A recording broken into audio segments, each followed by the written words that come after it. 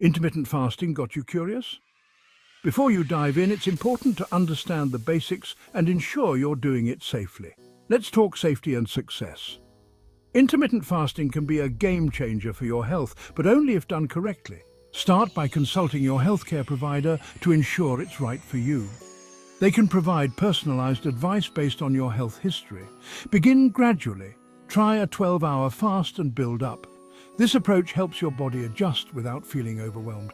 Stay hydrated with water, herbal teas, or black coffee. Hydration is crucial to keep your body functioning optimally during fasting periods.